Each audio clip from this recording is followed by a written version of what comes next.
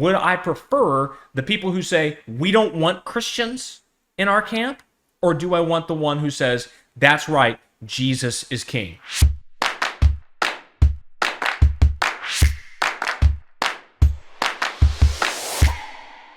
Hey, what's up, everybody? Welcome back. We are here with yet another episode. And in this one, we're going to talk a little bit about how the leadership of the Democratic Party, really, they do not want real Christians, real disciples of Christ as part of their party, as part of their platform. We do need to qualify that a little bit. In this, I can see people already thinking, well, wait a minute, I've heard this politician or that politician use Bible verses. I've heard people say that they are Christians. Maybe I've seen a crucifix on somebody's neck. I don't even know if you will find that, but let's say they do, or whatever it might be. When they're sworn into office, look, they're holding a Bible or putting their hand on a Bible or some such nonsense. These are only people that are ignorant of the Bible itself would use that as an argument, because if you know the Bible at all, you realize that Satan uses Bible verses. Satan knows the Bible. Satan quotes the Bible. The Bible actually says that Satan will come as though he is an angel of light. He's happy to pretend he's in that realm. You will know them by their fruits. You will know them by their adherence to the Word of God. And if people don't adhere to the Word of God, it doesn't matter even if they go to church every Sunday. They are no Christian. They are no disciple of Christ. They are no saint of God. And so that is the context we need to look at. Is somebody really a Christian? Now, I'm going to make the argument that the Democratic leadership, they don't want real Christians in their party.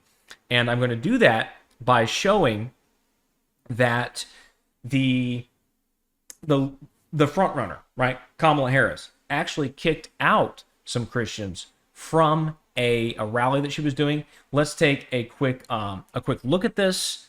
Let's see if I can pull this up. Here we go. Let's listen, let's watch, let's see it for our own eyes. With our own eyes. Oh, you guys are at the wrong rally.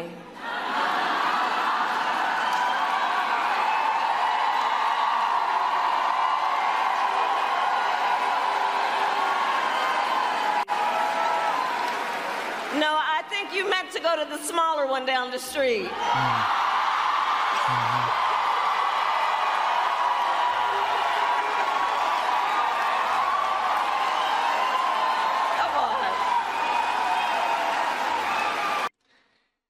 Wow.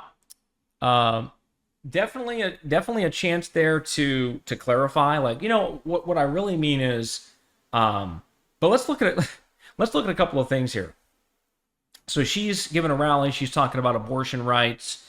And again, I always do this because pastorally, people don't know me. You might be watching a clip or something and you don't know the totality of, the viewpoint here. We work closely with women that have had abortions, that need to walk through the grace, the forgiveness that comes from Jesus Christ, the healing, the only place of true healing from such an ordeal. We walk with people. We have a ministry that deals with that and handles people carefully and lovingly. So when I say what I'm getting ready to say, understand that. We handle both sides. We are Christians who try to deal with all aspects of this. However, the Democratic Party has just gone full on, straight up, we want to kill babies. That is just what they've done. They are totally all in on that. All the way up to the point of birth. There are many who are suggesting and talking and pushing the law even into instances where after birth, you can extend it to even after birth. This is absolutely satanic for anyone to look at it and be like, oh no, you can be a Christian and support that. What kind of Christian? Go back to the beginning of what I said. There are different kinds of Christians. There are real ones, and there are those who profess to be Christians that are not. And I am trying to show people that you have a couple of young men who went to the rally. She starts talking about abortion and how they love killing babies, and people are leaning into it, loving it. And these guys shout out, Jesus is Lord, Christ is King. And what she says in response to them is, you're at the wrong rally. As in, what does that mean? What does that even mean? You're at the wrong rally. Jesus is Lord. Christ is King. I mean, she didn't even go into like, that's right, he is, and he would support abortion. She didn't say that, right? If I was a Democrat, which, I'm not, but I would at least say that's right. That's right. Jesus is Lord, and he would support abortion because it's women's health or something like that. But she flippantly, arrogantly, right, with a smirk on her face, says to these men, no, you're not even that. You're just at the wrong rally. It's the other team that likes your kind. That's what she said. That was her response. Again, she didn't have a teleprompter. She didn't have somebody in her ear explaining what she needs to say to these people. She just, from what's deep inside her heart, she just off the cuff told them how it is. And that is true. Now look at the crowd. This is another thing I think we should observe. If she had said that and the crowd was like, boo, no, that's not true. We want people who believe Jesus is Lord and Christ is King as a part of our movement. That's not what happened. What happened is the crowd goes crazy. Like, that's right. Get those stinking Christians out of here. Get those people. Christ is King, Jesus is Lord. Get them out of here. This should be markedly serious to people. People should take this seriously. I know that it's hard for people to imagine that, yeah, people actually do hate real Christians. They don't hate soft Christians like Tim Walls who will quote, Bible verses, but then turn around and implement every satanic and demonic policy they possibly can lay their hands on. They don't mind those kinds of Christians. They mind the kind of Christians that will actually be Christians. And they don't want them in their party. They don't want them at their rallies. Now, there's another person who had someone, shouting out at a rally, similar stuff, and that's JD Vance. Let's go look and see how JD Vance handled this. Let me pull up the old YouTubes here. Let's look at that. Christian rhetoric and anti-Christian approach to public policy. I don't think that we've, that's right, Jesus is King, and I don't think that we've seen...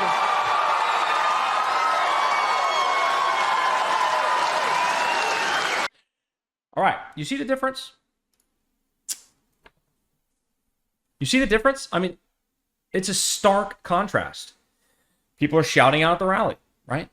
He's actually talking about how people are becoming anti-Christian. This rhetoric, the talk, it's not just kind of like, ooh, that's pushing the borders. These people are anti-Christ, anti-Christian, anti-Bible.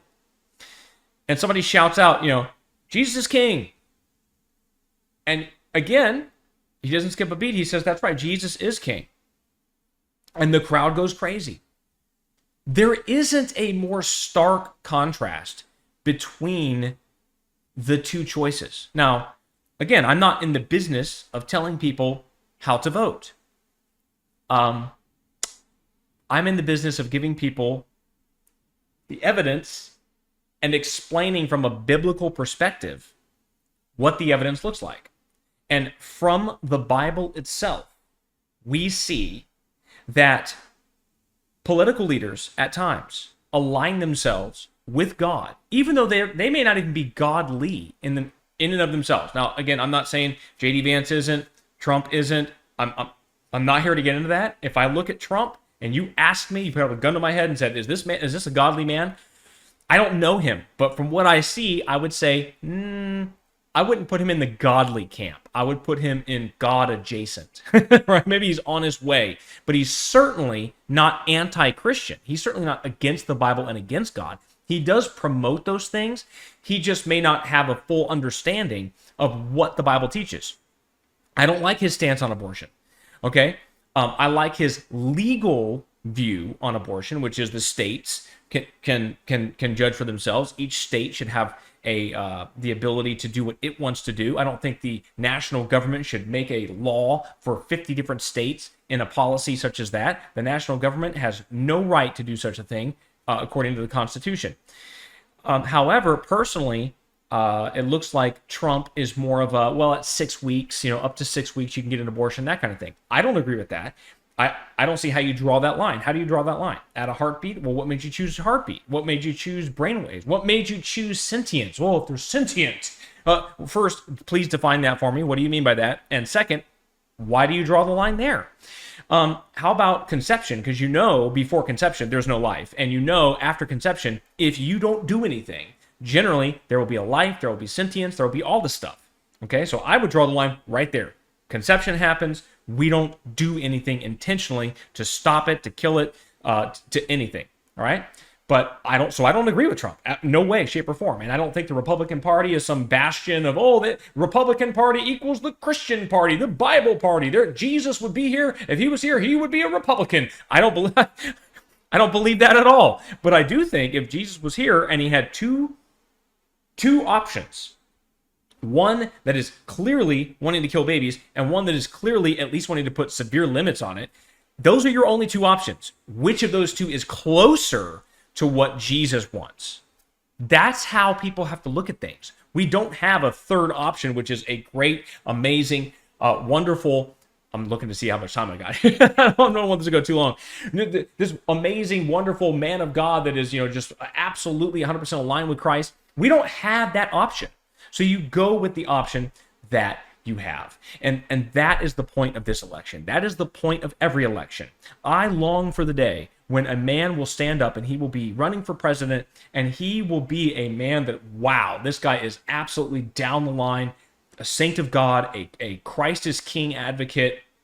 He goes to the Bible for his direction, for wisdom. That's what I want. But that's not what I have. And so I have to choose one of the two options. And in doing so, would I prefer the people who say, we don't want Christians in our camp? Or do I want the one who says, that's right, Jesus is king? Now, I know what I'm going to decide. I think you need to think about it. You need to pray about it. You need to get in your word. And you need to decide what you are going to do in this election. Love you guys. God bless you. Hope this has been helpful. And we will catch you on the next video.